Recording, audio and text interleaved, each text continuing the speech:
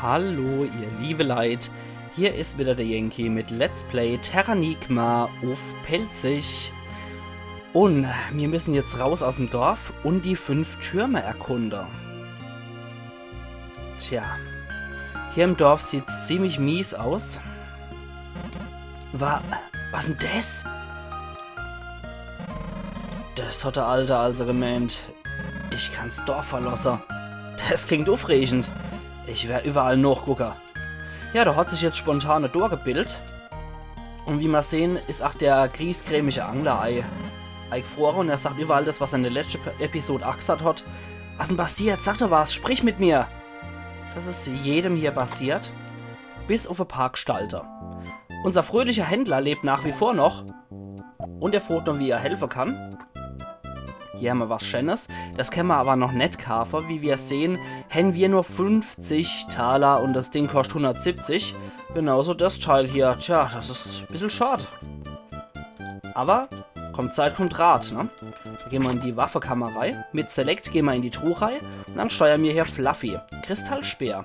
Was macht dann das Ding? Mit der L-Taste hat er gesagt. Können wir sehen, was das für Infos parat hat. Stärke +3. Füllt nach und nach Arx KP auf. Okay. Das will ich. Magst du es auch wählen? Ah jo. Ausgerichtet. Gucken wir mal, was wir bei der Rüstung parat haben für uns. Zu der fröhlichen Musik. Ba ba ba ba ba Schutzweste. Abwehr +3 schützt und kleidet. Magst du es auch wählen? Ah jo. Ausgerüstet. Okay. Bibliothek. Da können wir verschiedene Sachen machen. In der Zaubertruhe sind, wie gesagt, unser magische Ringe und unser Zaubermedaille drin. Die kommen aber erst später. Hier haben wir unsere Attacke parat. Standard, Stich, Flug, Block, Wirbel und Amok. Die werde ich euch im ersten Turm mal gleich nochmal zeigen. Ego-Spiegel stehen, wie gesagt, die Stärke, Abwehr und Glückswerte. Und nochmal das, was unser Waffe bzw. unsere Rüstungen machen. Das heißt, wir haben eine Grundstärke und Abwehr und Glück, was wir durch unser Levels kriegen. Und die Waffe und die Rüstungen geben nochmal zusätzlichen Bonus drauf. Jo, 38 Erfahrungspunkte brauche ich, um zum nächsten Level zu kommen. Dann haben wir hier nochmal diverse Sachen, was wir machen können.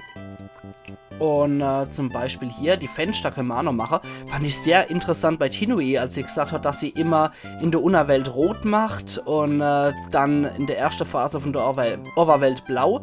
Und sobald alles, oder sobald die Pflanzen da sind oder was, macht sie grün. Ich weiß es schon, wie es war. Auf jeden Fall fand ich das sehr komisch, weil ich es eigentlich immer auf blau los.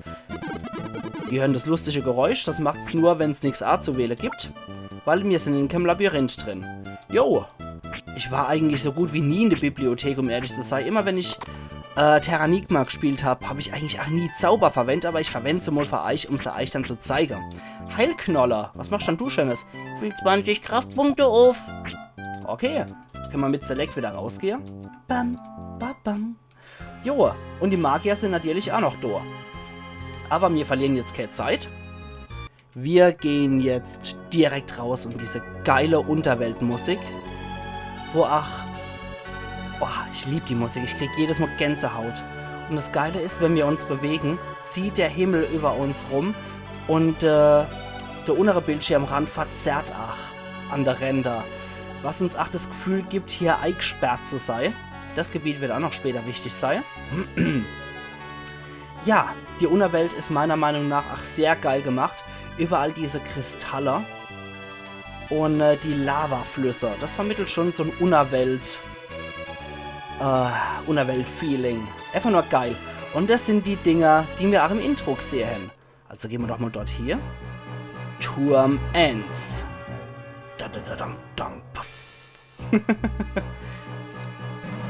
Das also hat der Weise gemeint, als er Turm gesagt hat.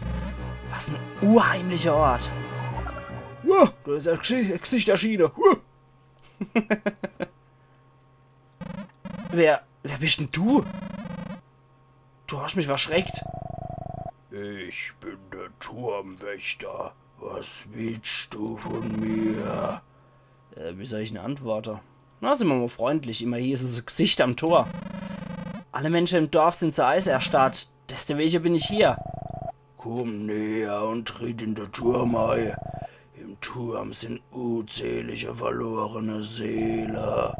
In der obersten Etage wärst die Macht findet, die du begehrst. Arg, erfüllst dein Schicksal.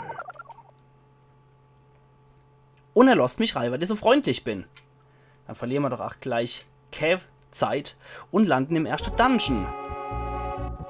Hui, springen können wir. Mit A können wir so einen lustigen normalen Angriff machen. Wenn wir lang hintereinander A drücken, dann macht er den hier. Und beim Springen können wir auch die A-Griffstaste drücken, dann macht er das. Wenn wir rennen, können wir auch das hier machen. Und Rennen und A-Griffstaste macht das. Und mein absoluter Liebling mit Springen, Renne, Springe, A-Griff. Der Funkenpflug. So. Hallo, ihr lustige erste Gegner. Zack, Endschlag reicht. Die hinterlassen Geld. Und noch einmal. Wenn die Zahlen gelb erscheinen, dann habe ich einen stinknormalen Angriff gemacht. Und wenn das wie bei dem zweiten Gegner so bunt ist, dann hat mein Glück gegriffen und ich habe einen kritischen Treffer gemacht. So. Mit dem Flug ziehe ich doch gleich mal 10er ab. Das ist doch schon mal was ganz anderes. Und mit dem anderen ziehe ich 6er ab. Achtung, so ziehe ich 5er ab. Das hält ein bisschen mehr aus, das Vieh. Arg wurde geröstet. Da hat mich mit seiner Funke erwischt. Und Arg erhält einen Kristall. Geil, oder? So, jetzt können wir hier lustig durch die Gegend hupsen. Ich mag das immer zur Fortbewegung sehr gern. Ich weiß, das ist ein bisschen unnötig. Aber ich mag das einfach zur Fortbewegung sehr gern. So, da. 5 mit einer Normalattacke. Hallo? Nein! Arg wurde geröstet. Hör auf, mich zu rösten, du Mistvieh. Ich bin doch kein Kaffeebohnen. Und geröstete Kaffeebohnen sind unglaublich geil. Ach, hätte ich sie doch nur gerade hier, die geröstete Kaffeebohne. Ich habe derzeit nur Wasser bei mir. Es ist mittags um 16:18 Uhr. Meinen Kaffee habe ich morgen schon getrunken. Und jetzt nochmal einer zu trinken bei der Hitze. Oh nee, ich weiß nicht. Ich mag so unglaublich gern mit Kaffee.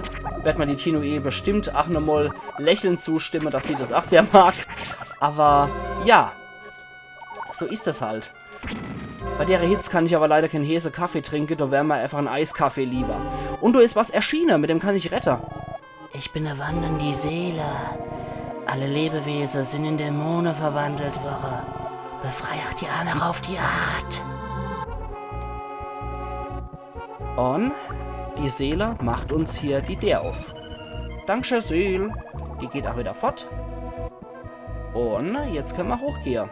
Deswegen, man muss als in Gebiete, wie man das auch von früher bei Zelda und so weiter kennt, muss man die ganze Gegner niedermachen, damit der Weg frei wird. Yo! Jetzt sind wir hier im nächsten Stockwerk.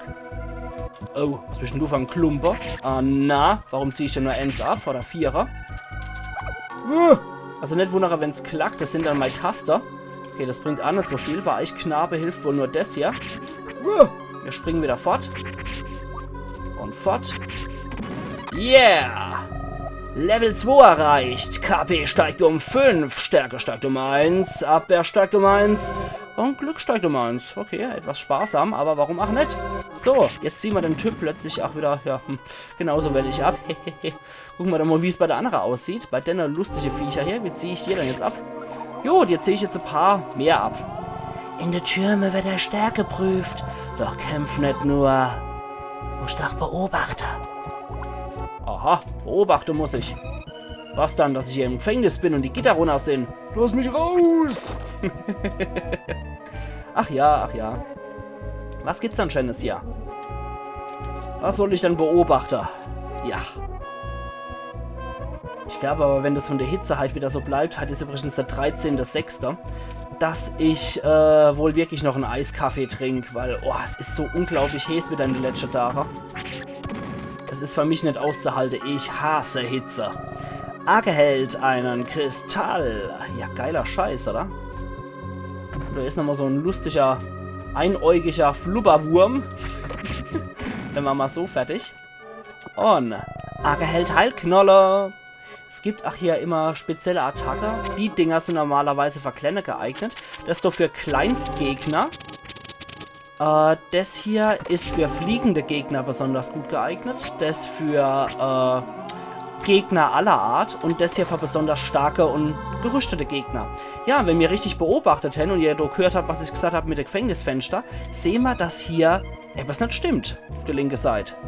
Nicht nur, dass ich gegen die Wand renne die ganze Zeit. Das stimmt irgendwie nicht. Turm ends. Tada. Badabadam, bam, pff, bam. Bam, bam, bam, bam, bam, badam. Das ist auch so geil, dass man hier dann nochmal die Musik nimmt und dass man auch nochmal die Animation vom Turm dabei hat, obwohl das linke, das in der Mitte, der Steher, an dem ich gerade stehe, das sieht aus wie ein Smiley, oder? wie ein viereckiges Smiley sieht das Dingens aus. Und du ist auch nochmal nach, wenn der jetzt nicht so gut erkennbar ist. Ja, gerade mal gucken. Okay, du musst dich nicht mehr springen, aber für die realistische Sache, damit es realistischer wirkt, ich steht wahrscheinlich du auch springen, um da hochzukommen. Und jetzt sind wir in der obersten Etage gelandet. Oder relativ weit ober. Jetzt bin ich voll gegen das Vieh gerannt, ich Depp. Aber ihr seht auch, dass ich am Anfang im ersten Stockwerk noch 24 gehabt habe. Das Lustige ist ja auch, dass das Lustige an der Sache ist definitiv, dass ein Level immer wieder die volle KP herstellt. Und dass auch noch unseren Speer, dass der auch noch die KP noch und noch auffüllt, wenn wir verletzt sind. Das würde ich euch eigentlich auch noch ganz gerne zeigen. Aga hält einen Kristall. Jawollo. In der Unterwelt gibt es halt sehr viele von den Dinger, aber wie wir erfahren hätten, stecken in den Dinger aus der Unterwelt Zauber drin, die dann die Magier in Ringe umwandeln können.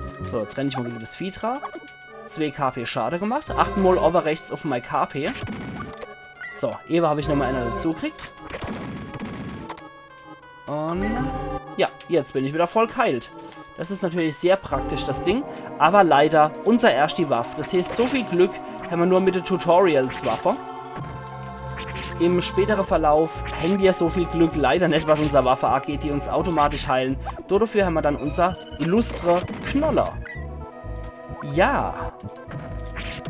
Ansonsten. Was wollte ich denn noch sagen? Genau.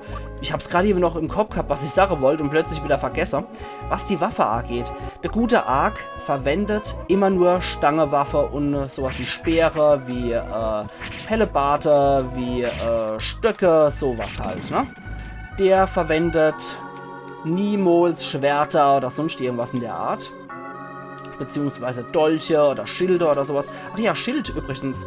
Hier mit der R-Taste können wir ein Schild machen, was uns dann auch schützt. Ich finde es recht lustig eigentlich, zumal der ja eigentlich nur seinen Stab nimmt.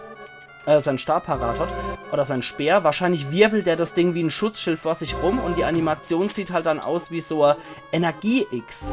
Könnte aber auch sein, dass der geheime Kräfte in seinem Stab aktiviert. Ich mag jetzt immer runtergehen, um eine Runde zu kämpfen und zu labern.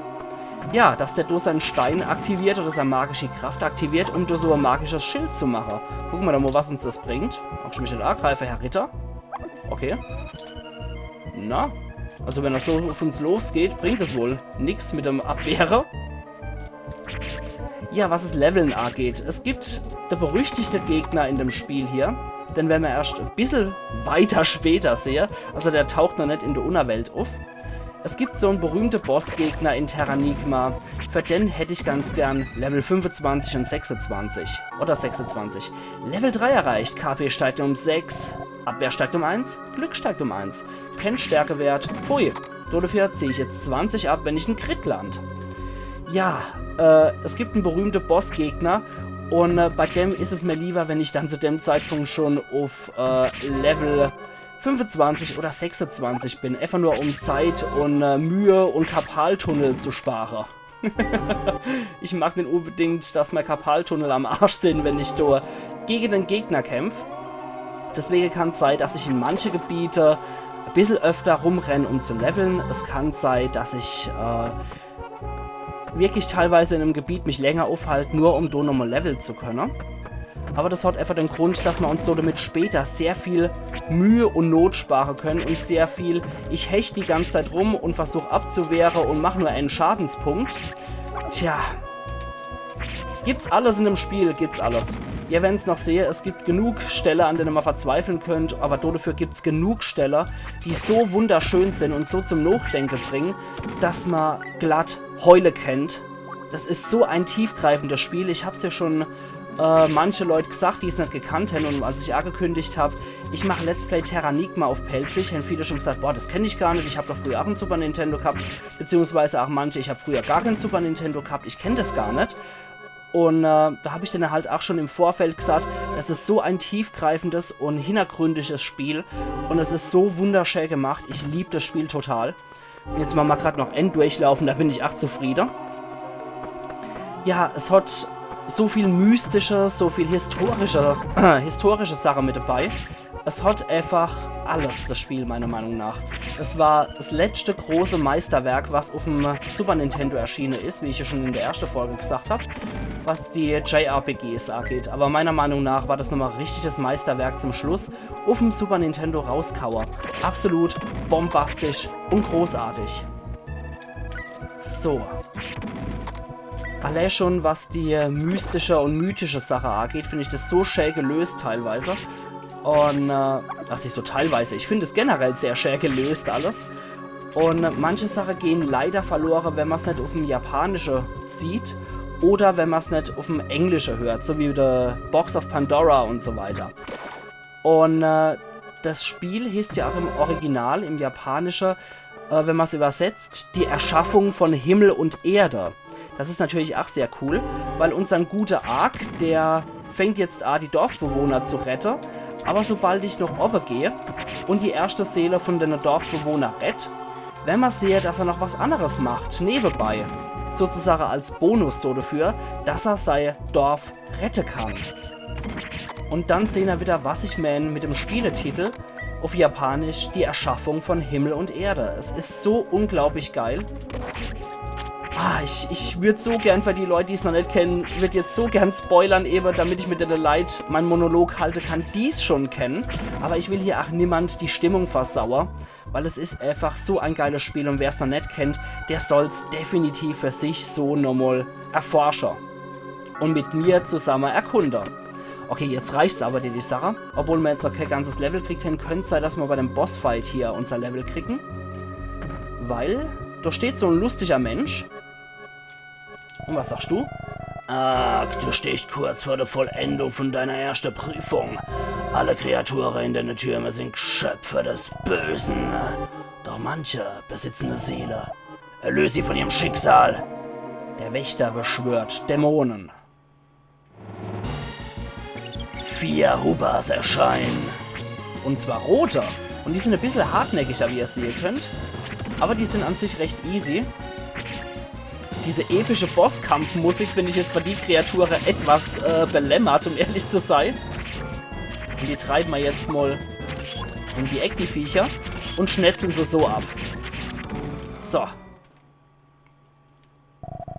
Die Stimme des Wächters ertönt.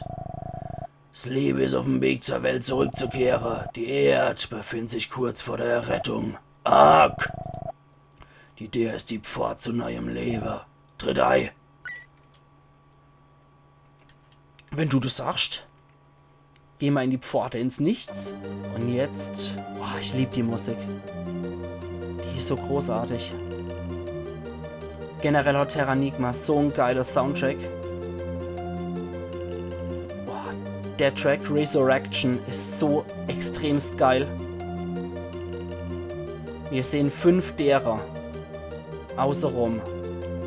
Das heißt, die 5 Türme sind hier in die Kammer jeweils verlinkt.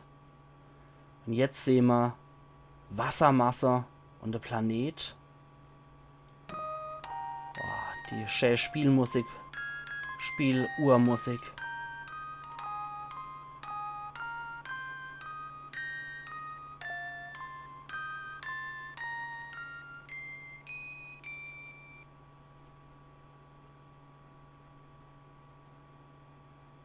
Und jetzt werden wir mit einer wunderschönen Videosequenz belohnt.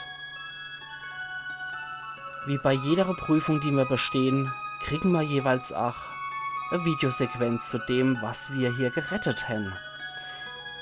Das könnt ihr vielleicht noch nicht erahnen, um was es sich hier handelt, aber es gibt immer Hinweise darauf, was wir gerettet haben. Das waren... Na, das sage ich gleich.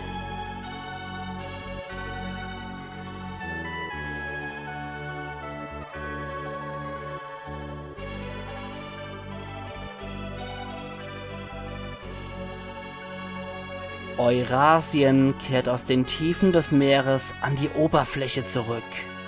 Es waren höchstwahrscheinlich die Alpen, die wir hier gesehen haben. Und nicht nur Eurasia ist zurückgekehrt, sondern auch die Dorfbewohner, Mutter von Melina anscheinend, die Weberinnen und Melina selbst. Das bedeutet, wir kehren zurück nach Christa. Wir haben nämlich jetzt auch ordentlich Kohle, damit wir noch einkaufen können. Ah, die wunderschöne Musik. Aber. Ich steht Sache, ihr liebe Leute. Ich speichere jetzt.